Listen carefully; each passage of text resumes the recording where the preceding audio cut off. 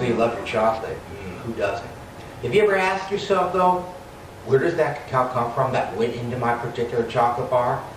It's a very interesting question to pose. Now, all the mainstream chocolate you're likely to consume, the Hershey bars, the Cadbury bars, the stuff made by Kraft, that stuff is going to be from West Africa, Ghana, Ivory Coast, unless the wrapper says otherwise. And just because it comes from mainstream stores doesn't mean it's bad. The secret to making a delicious chocolate bar is sourcing great beans and your proprietary recipe, how you roast it and how you mix the other flavorings in with the cocoa. Before sterile beans, the mainstream beans are used for those classic cocoa flavors. And then what a lot of manufacturers will do to make their chocolates more interesting is add bits and pieces from other sources, maybe some Madagascar, some Ecuadorian chocolate to create slightly different flavors. Around 68% of the world's cocoa is grown in West Africa, principally Ivory Coast, the #1 cocoa producer, and Ghana, the #2. But other countries in Africa also grow cocoa, like Nigeria, Uganda, Tanzania, and Sao Tome. Around 18% of world's cacao is produced in the Asia-Pacific region. Indonesia is a major producer, which overtook Malaysia in the 1990s, and Papua New Guinea is another producer. And the remaining cacao production is concentrated in the region of Latin America and the Caribbean, in places like Costa Rica, Venezuela, and Ecuador. I suppose there are experts out there who can bite into one chocolate bar and say, whoa, I can taste Caracas in each bite. This must be a Venezuelan bar. Or, whoa, there's so low acidity in this bar, it's got to be from Uganda. I don't count myself among that crew. But I did think it would be quite an interesting experiment to test a variety of bars from different countries and see how their flavors varied. As luck would have it, I was able to find a chocolate shop just down the street from where I live, which manufactures its own range of chocolates made from cacao from across the world. 7 different countries. There's 1 white chocolate bar from the Dominican Republic, 2 milk chocolate bars, 1 from Costa Rica and 1 from Venezuela, and 5 dark chocolate bars, Papua New Guinea, Costa Rica, Peru, Ecuador, and Uganda. And each of these 8 bars on the back wrapper has some taster's notes which describe what you should look for in the bar.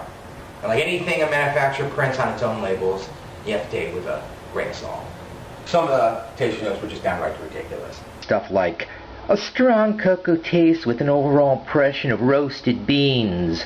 Other poetic sounding phrases, a bouquet of tobacco, essence of dried fruit, creamy body. You get the idea.